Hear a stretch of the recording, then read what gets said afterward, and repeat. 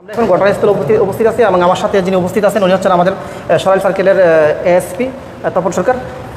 আমি এই মুহূর্তে ওনার কাছ থেকে একটু বিষয় জাস্টিফাই করবো যে আসলে ফেসবুক সহ বিভিন্ন সোশ্যাল মিডিয়াতে আমরা লক্ষ্য করতেছি যে মেয়ের মা চাচা এই ধরনের একটা গুজব ছড়ানো হচ্ছে। এই বিষয়ে পুলিশের পক্ষ থেকে ওনাদের বক্তব্য জানতে চাইব। আসসালামু আলাইকুম। সম্মানিত দর্শক মণ্ডলী, দেশ কিংবা দেশের বাহিরে যেখান থেকে এই মুহূর্তে আমার এই ভিডিওটি প্লে করেছেন সকলকে জানাই আন্তরিক শুভেচ্ছা ও অভিনন্দন। সম্মানিত দর্শক মণ্ডলী, ইতিমধ্যে আপনারা জানেন ব্রাহ্মণবাড়িয়া ছোট্ট শিশু 9 বছরের মাইমুনাকে নিয়ে চাঞ্চল্যকর কিছু তথ্য ইদানিং সারা নেট দুনিয়ায় তোলপাড় সৃষ্টি করে দিয়েছে। আসলে তাকে কে মেরেছে এবং দোতলায় তাকে কে রেখেছে, এর পেছনে কারা রয়েছে, সকলের মনে একই প্রশ্ন। আসলে এইসব বিষয় নিয়ে সকলের মনেই ঘুরপাক খাচ্ছে, কে করেছে এই কাজ, কারা রয়েছে এর পেছনে। প্রিয় দর্শক মূল্যে এই সব কিছু মিলে আজকের এই ভিডিও, খুবই গুরুত্বপূর্ণ কিছু তথ্য থাকবে আজকের এই ভিডিওতে, তাই না টেনে শেষ পর্যন্ত দেখবেন।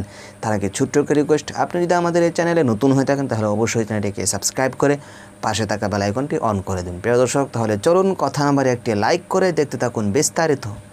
উপস্থিত আছি এবং আমার সাথে যিনি উপস্থিত আছেন উনি হচ্ছেন আমাদের সরাইল সার্কেলের এএসপি তপন সরকার। আমি এই মুহূর্তে ওনার কাছ থেকে একটু বিষয় জাস্টিফাই করবো যে আসলে ফেসবুক সহ বিভিন্ন সোশ্যাল মিডিয়াতে আমরা লক্ষ্য করতেছি যে মেয়ের মা চাচা এই ধরনের একটা গুজব ছড়ানো হচ্ছে। এই বিষয়ে পুলিশের পক্ষ থেকে ওনাদের বক্তব্য জানতে চাইব, এটা সত্যতা কতটুকু এবং যারা এই গুজব ছড়াচ্ছে তাদের বিরুদ্ধে তাদের আইনগত কোনো পদক্ষেপ নিবে কিনা বা কোনো আইনানুগ ব্যবস্থা নেওয়ার কোনো ইচ্ছা আছে কিনা, বিষয়টা একটু আপনি ক্লিয়ার করে বলবেন। ব্যাপারটা হচ্ছে গত রাতে বিশেষত একটা স্ট্যাটাস আমাদের চোখে পড়ার পরে ওই বিষয়ে আমরা তৎপর হই এবং খোঁজখবর নেই। আর মা আর চাচার কথা যেটা বলতেছে, আমরা প্রথম দিন থেকেই ওনাদের নিয়ে গিয়েছি, ওনাদের সাথে কথাও বলেছি। ওনারা সম্পৃক্ত কিনা সেটা এখন পর্যন্ত ওনারা যে আমাদের সন্দেহের বাহিরে তা না, মূলত প্রকৃত অপরাধী ডিটেক্ট হওয়ার পূর্ব পর্যন্ত সকলেই আমাদের সন্দেহের আওতাধীন। তো ওনাদেরও কথা বলেছি। আমরা এখন পর্যন্ত তেমন সম্পৃক্ততা পাইনি। আর এই স্ট্যাটাসটা বা এমন যারা দিচ্ছে তাদেরকে বলবো, ভাই সুনির্দিষ্ট কোনো তথ্য প্রমাণ থাকলে আমাদের সাথে সরাসরি যোগাযোগ করুন। সেই ক্ষেত্রে আমরা ঘটনাটা উদ্ঘাটনে একটু সহযোগিতা পাবো। আর গুজব বা ভিত্তিহীন কোনো বিষয়ের উপরে যদি নিজের মন গড়া কোনো কিছু কেউ লিখে, সেই ক্ষেত্রে তদন্তের ক্ষেত্রে সেটা আরও ব্যাঘাত সৃষ্টি করে। আমাদেরকে যদি আপনারা সহযোগিতা না করতে পারেন, ভাই অসহযোগিতাটুকু করিয়েন না, হয় নীরব থাকেন নতুবা সহযোগিতা করেন। এই ধরনের পাল্টা ভিত্তিহীন স্ট্যাটাস দিলে আমাদের কাজটা আরও দুরূহ হয়ে যায়। আমরা সবাই চাই প্রকৃত অপরাধী আইনের আওতায় আসুক। কারো কাছে সুনির্দিষ্ট তথ্য প্রমাণ থাকলে আমার অনুরোধ থাকবে আপনারা সেটা আমাদেরকে দেন। আমরা যদি স্টেপ না নিই তখন আমাদের এগেনস্টে আপনারা কমপ্লেন করেন, আমরা তাতে কিচ্ছু মনে করব না, কারণ আমাদের দায়িত্বই হচ্ছে অপরাধীকে আইনের আওতায় আনা। ঠিক আচ্ছা, আরেকটা বিষয়, যে বাজি নিয়ে এই ভিডিওটা ইতিমধ্যে ফেসবুকে বেশ ভাইরাল।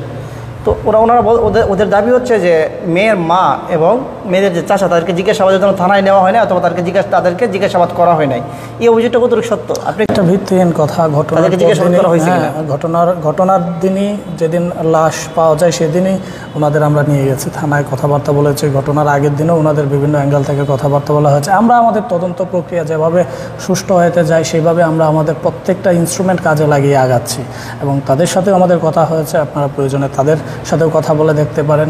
যারা বলতেছে তাদের মেইন উদ্দেশ্য কি সেটা জানি না, তবে আমার অনুরোধ একটাই, আমরা সবাই চাই অপরাধীর সর্বোচ্চ সাজা হোক। আর সেটার জন্য আপনারা আমাদের সহযোগিতা করেন। আপনাদের যার কাছে যে ইনফরমেশন থাকবে সেটা আমাদের দেন।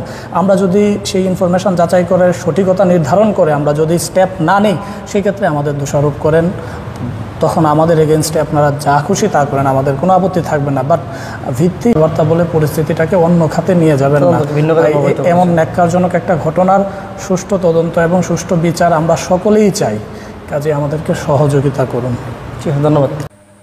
প্রিয় দর্শক মণ্ডলী, আশা করি সম্পূর্ণ ভিডিও দেখে আসলেন। ভিডিওতে যে বিষয়গুলো দেখলেন, আসলে এই বিষয়টি নিয়ে আপনাদের কি মনে হয় অবশ্যই আপনাদের ব্যক্তিগত মতামতগুলো কমেন্টে জানিয়ে দেবেন। এমনকি ভিডিওটি শেয়ার করে সকলকে দেখার সুযোগ করে দেবেন। আর এভাবে দেশের গুরুত্বপূর্ণ আপডেট এবং এই বিষয়ে আরও গুরুত্বপূর্ণ তথ্য জানতে হলে আর দেরি না করে এখনই চ্যানেলটিকে সাবস্ক্রাইব করে আমাদের পাশেই থাকুন। তো আজকের মতো এখানেই শেষ করছি। আবারও দেখা হচ্ছে অন্য কোনো নতুন ভিডিওতে। সেই পর্যন্ত সকলে ভালো থাকুন, সুস্থ থাকুন। আসসালামু আলাইকুম ওয়া রাহমাতুল্লাহ।